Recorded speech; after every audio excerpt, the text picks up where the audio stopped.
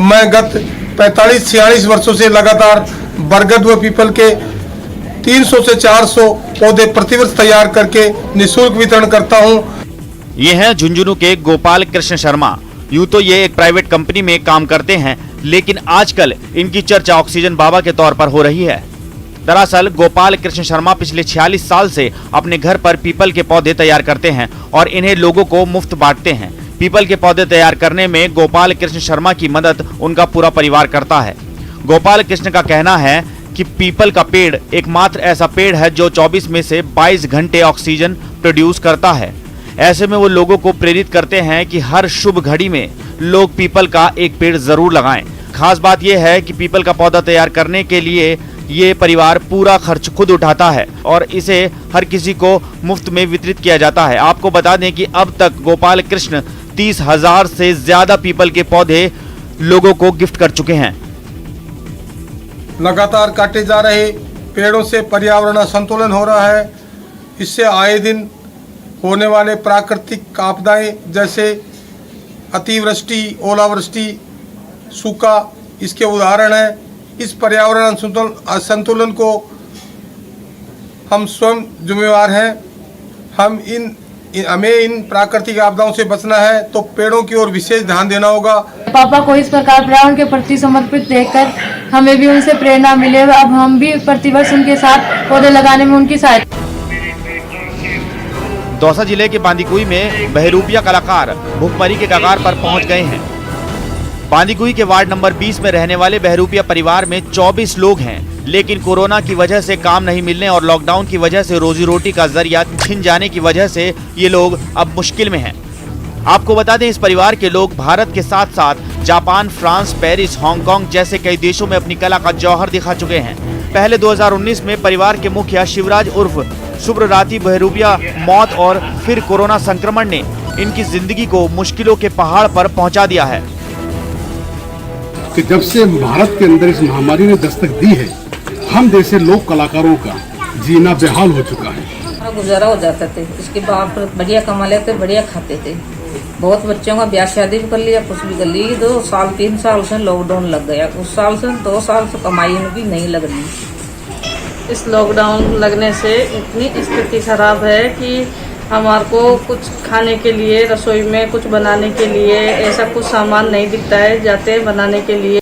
20 minute 20 खबर में अब देख लेते हैं कुछ दूसरे राज्यों की खबरें। बिहार के नवादा से रोंगटे खड़े कर देने वाली एक तस्वीर सामने आई है। यहाँ एक सांड सड़क किनारे बने एक गहरे नाले में गिर गया। वो काफी देर तक खुद को बाहर निकालने की कोशिश करता रहा, लेकिन उसे कामयाबी नहीं मिली, जिसके बाद आसपास के लोगों की नजर उस पर गई और फिर उसे बचाने का सिलसिला शुरू हुआ। सांड को इस मुसीबत से बाहर निकालने के लिए वहां खुदाई करने वाली एक मशीन मंगवाई गई। इसके बाद मशीन ने नाले के ऊपर रखे पत्थर हटाए, फिर उसके बगल में खुदाई की गई। इतना सब कुछ होने के बाद वहां मौजूद लोगों ने सांड को बांस की बल्लियों से बाहर निकालने का काम तेज किया। इस मुसीबत से निकलने के लिए सांड भी अपना पूरा जोर लगाता दिखाई दिया, लेकिन वो नाकाम रहा। हालांकि वहां के लोग भी हार नहीं माने। उन्होंने बांस की बल्लियों से अपनी कोशिश जारी रखी और आखिरकार नाले में गिरे सांड को किसी तरह बाहर निकाल लिया गया। बाहर आने के बाद उस सांड ने राहत की सांस ली और वहां से चला गया।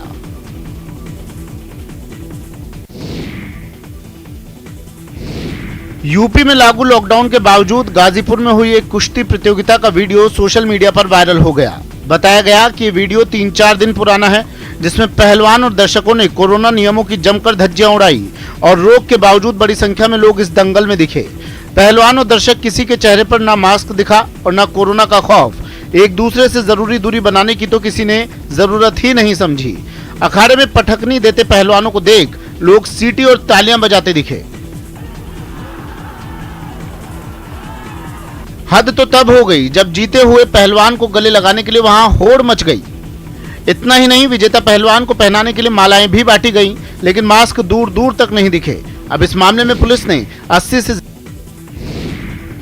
मध्य प्रदेश के नरसिंहपुर में पुलिस की एक टीम ने कोरोना से लड़ाई में शंख को हथियार बना लिया।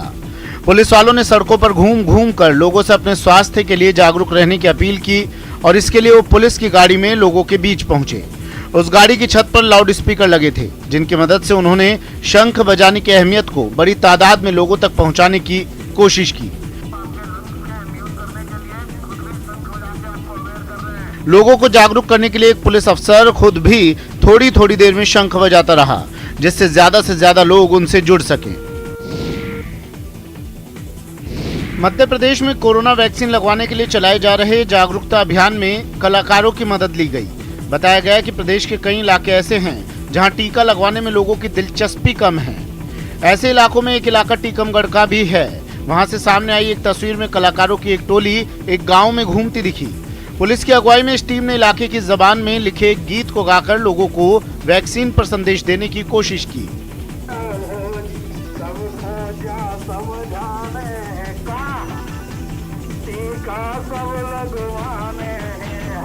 वैक्सीन के लिए जागरूक करने का ये तरीका लोगों को भी खूब भाया। जिन इलाकों से कलाकारों का काफिला गुजरा, लोग उन्हें सुनने के लिए घरों से बाहर निकल आए।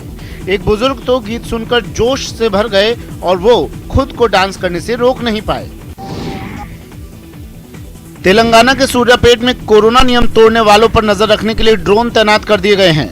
कोरोना को फैलने से रोकने के लिए तेलंगाना सरकार ने लॉकडाउन को 30 मई तक बढ़ा दिया है, लेकिन लोग लॉकडाउन का पालन करें, इसके लिए पुलिस ने ड्रोन का इस्तेमाल शुरू कर दिया है। सामने आई तस्वीरों में कम ऊंचाई पर उड़ रहा एक ड्रोन सड़कों की निगरानी करता दिखाई दिया। ड्रोन के जरिए चोरी से दुकान खोलने वालों या सड़क पर इकट्ठा होने वालों पर भी नजर रखी गई। ये ड्रोन दिन के साथ रात में भी गश्त लगाता दिखा। इसी तरह हाईवे से गुजरने वाले ट्रैफिक पर भी ड्रोन के जरिए नजर रखी गई। इस दौरान एक ड्रोन तो सायरन बजाकर लोगों को सावधान भी करता दिखा।